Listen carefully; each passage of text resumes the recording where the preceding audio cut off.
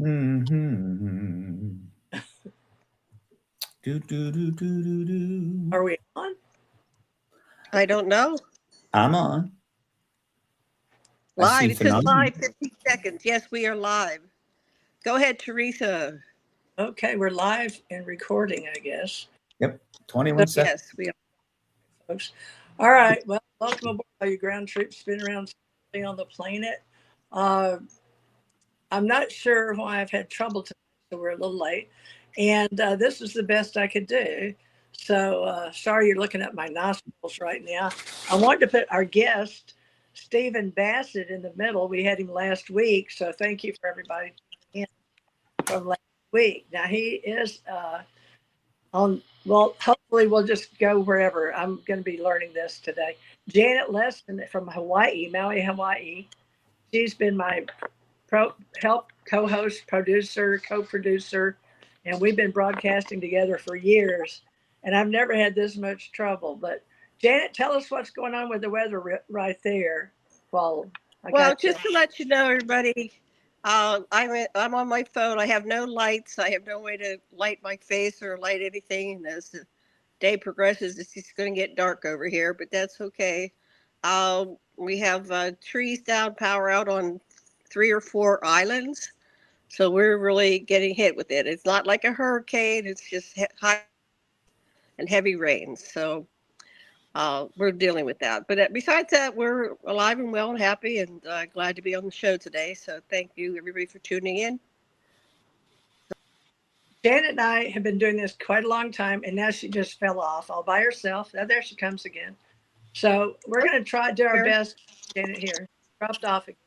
All right, folks. Anyway, we apologize because we really feel like we're historians and investigators, we're researchers, and with spj.org. But we've been with Paradigm Research.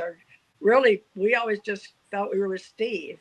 And Stephen, I thought you spelled it Stephen. Is it Sted? Steve? It is Steve when I'm with my friends. It is Stephen with a PH when I'm doing the professional thing. Okay. Right? It's never Stephen with a V. It is with a V, not PH, but that's the correct way. Steve with a V, Stephen with a PH, but never Stephen with a V. Okay. I don't like that. I don't like that. No, I don't like that. All right. Well, folks, I'm very well known in many places for being strange and paranormal, but I'm really just a ET contactee that has kept up with people's lives for years and years. And Stanton T. Friedman and I got together and started UFO Association years and years ago. And he and I both got to talk to Jesse Marcel, the original, and then we both talked to the doctor. And I don't know if Jesse Marcel III got to talk to him or not, even though I've interviewed Jesse Marcel III here, and we'll probably have him back. We've had him a couple of times. But we're tracking since 1947 the history.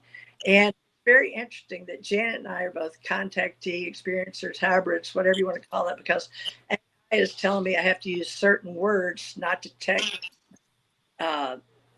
set off the rails or shut us down. I don't know what all that's about, but Steve Bassett has been around the DC area, I guess, most of his life. We had him last week, but we're going to talk about, I guess, more involved subjects. So, Steve Bassett, you take it away with anything that's on your mind. And I know Janet's got questions about what's coming up, but whatever you want to talk about. I bet you don't remember where you left off last week, even though I've watched it. No. My memory's not at peak, ability. That's all right. Let's quick sum up. Situation has gotten complex. The ET issue has essentially been centered in two places: Washington D.C. and Los Angeles, meaning that the effort to get disclosure is based in D.C. It always has been. That's where it has to happen. The president is the only one that can confirm this officially. and that would be the end of the truth embargo disclosure. We had to have legislation. We needed to have members of Congress get involved, oversight, and that's very important. And that's all Washington based. But on the other side of the country in Los Angeles is the media center, right, of the world, and of the world in a way. And the ET issue has been hugely represented there all these years, going back to 1947. Well, shortly thereafter. So what do I mean? Here's how tight it is. Here's how tight this relationship is.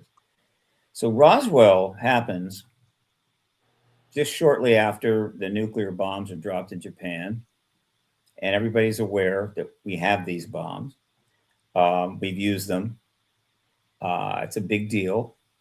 And very shortly, we learn that the Soviets also have the technology and they're going to build their own bombs. This all happens in a short amount of time. 47, 48, 49. So pretty intense time, right?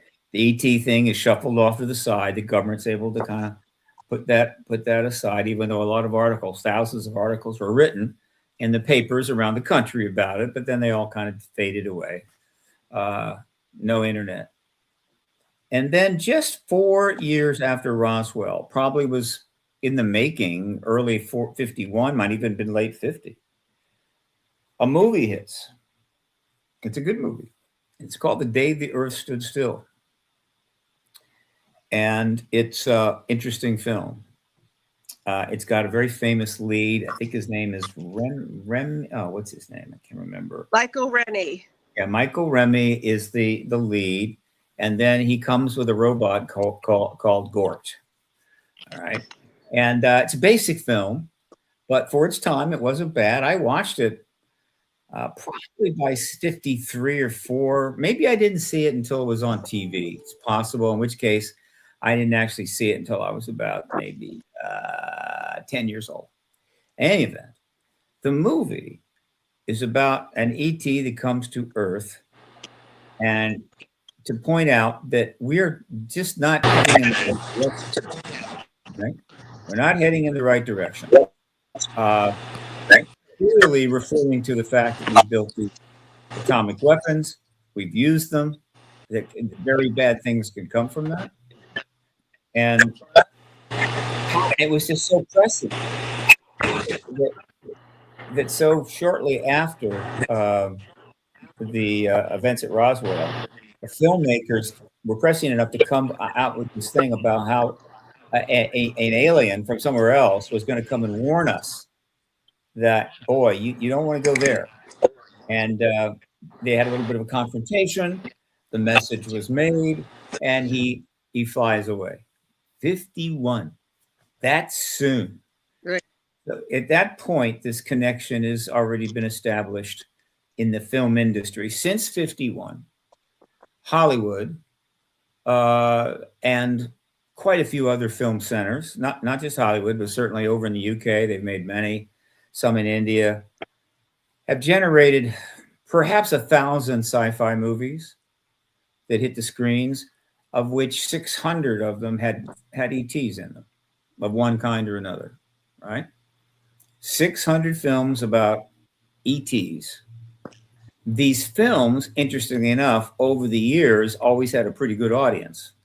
The black and whites were not bad. They eventually ended up on TV, but then as the tech got better, the ability to render sci-fi and ETs got better until we reached a point not that long ago where the highest grossing films of all time were sci-fi films about extraterrestrials.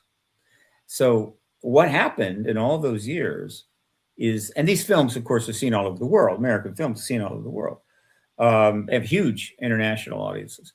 And so billions and billions of views, one person watching one of these films, have taken place in the intervening years from 51 to the present. Billions and billions and billions of views, indoctrinating the entire planet, with some exceptions, to the idea of extraterrestrials.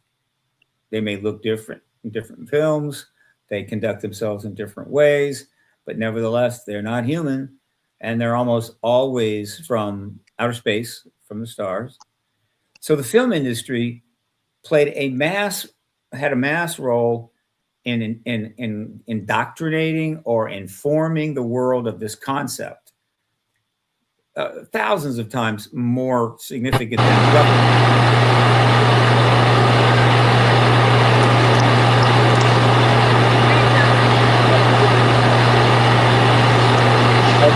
Teresa is jumping back in occasionally, and it's on. So I don't know how you can turn that off. Anyway, the point is that the government did very little, almost nothing, to educate, but Hollywood was doing it from the get-go. Okay, so that is why these are the two centers of this process. All right. So over the years, Hollywood has been relentless. They've never stopped making the films. They just get better and better.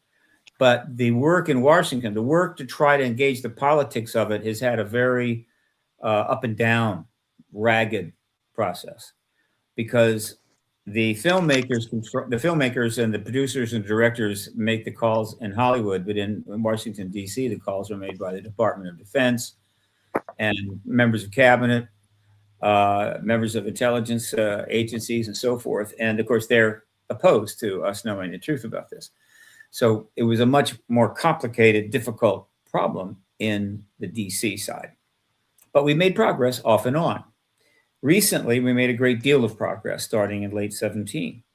It built over the next 7 years, 18, 19, 20, 21, an unprecedented amount of activity of a political nature was taking place, getting heavy coverage by the media, thousands of articles covering it from 17 on. Very little ridicule. That almost disappeared entirely. So it was going great. All right. After years and years of pretty much very difficult to get any progress in the capital, nation's capital. Unfortunately, history is constantly happening. And just like the work that we were doing on this subject back in the early aughts was dramatically impacted by the 9/11 attack, as well as the Iraq War. That really sidetracked and made it difficult to embrace this issue. So it's kind of been like that. But the last 7 years, we really made a lot of strides until now. What's happening now, which Washington is addressing, it's not just Washington, it's international, but Washington is obviously engaging it, is not just a distraction, a blip. What's happening now is serious issues that are pushing the ET issue in DC to the side. Not completely off the stage, but it's off to the side. Some things are going on, but not a lot of coverage on that. And there's limits to what people can say or do, because we are in the process of possibly working towards a world war, which is considered to be particularly bad. There have only been 2 so far in the last 125 years. We were hoping never to have another one, but this one has got all the earmarks of going there. But even now, it's created major concerns and taken up massive amounts of press and media. And so on this side of the country, we're now taking a backseat for a while. How long this is going to go on, I don't know. However, it's not really affecting the Hollywood side still. All right. That's moving forward, right? It's just not affected in the same way. And a perfect example of that is an article that dropped today. So I'm going to go to share here, if I'm not mistaken. I think I can do a share. Can I? Yeah, I can do a share screen. And then I'm going to go to, let's see, I do this, and then I go to this. Okay. Can y'all see this? You see the shared screen? I can't hear what anybody's saying. Steve, you're broken up. And Teresa, are you hearing what Steve is saying? So you're not hearing me now? Now I can hear. I could hear you, but you're all garbled. But I think it's my connection because I'm in the middle of a storm. Yeah, you're in a storm in Hawaii. But can you see the screen? Yeah. Okay, this article dropped So, today. TJ, you're going to have to pick up this slack because I can't make out what you're saying, Steve, and I'm hoping that. So I'm keeping quiet, but Teresa, can you hear me? I really don't know what you're saying. But continue. Yeah. Thank you. I just wanted to let you know that. Teresa, can you hear me? No. Teresa is not responding either. Let's go back. I'm going to go out.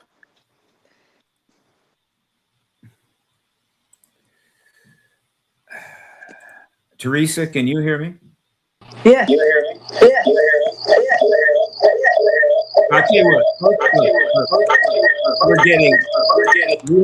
We have too many. We've got too many problems here. There's only so there's only so far you want to go. We got storms, we got interference, and all sorts of stuff. Let's reschedule. I'm available. Let's reschedule for a little later, maybe next week, whatever. The storm will be past. You'll be able to hear me because I don't think we've got the sufficient tech to do this right. Am I overstating?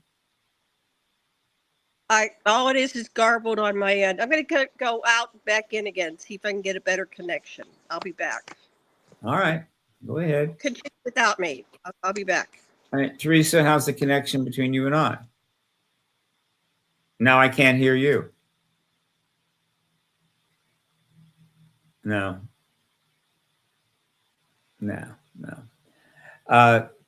Look, we need to, you know what I mean?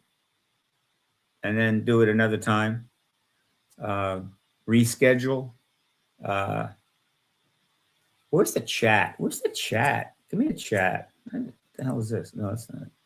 Should have a chat thing. What's the chat thing? No, that's not it. It usually comes a chat with StreamYard. Oh, there it is. Okay. Interesting. Now We're trying to pick up Janet. Can you hear me? I have really had trouble tonight. This is embarrassing. Yeah. So, okay. Can you hear me, Janet? I'm so sorry. I can't hear you. Yes, no. I'm so sorry. No, there is all kinds of noise. There's all kinds of.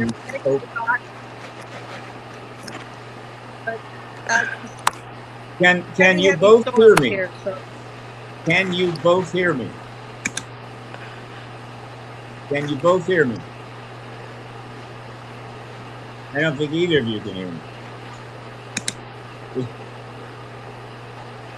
Look.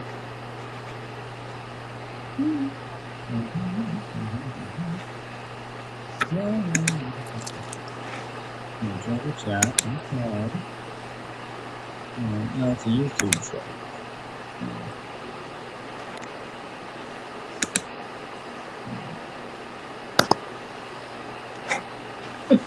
Can anybody hear me? Okay. I can hear you. All right. I am going. Can you hear me? And I know what you're saying is brilliant because it's always brilliant. I'd love to hear you, but go ahead. Try to talk. We need to stop. Okay. We need to sign off. Okay. We need to reschedule, maybe for next week. The circumstances, the tech, whatever. It's just not. It's not going to work. So let's get rescheduled for next week. And okay. Teresa can work on whatever issues she has. You'll have better connection. But this isn't going to fly. Yeah. Okay? Fair enough. It's not, and I want to hear what you're saying, and I know it's awesome, and I'm not sure it's getting recorded right. If it's fuzzy, Teresa, are you okay with let's reschedule for next Friday, or we could go even before that if you have an opening. But I'm pretty flexible. Well, Teresa, we can email. We can email that. We'll email. Okay, we'll email. I've got other things I'll be doing, so I got to check schedule, but we'll work it out. Okay, fair enough. Okay. Work it out. Thank you for understanding. Our storm is supposed to end by Monday, so we should be good for next week. Oh, there you go. Very good. Okay. Later. Enjoy the weekend. Watch the Oscars on Sunday. That'll be fun.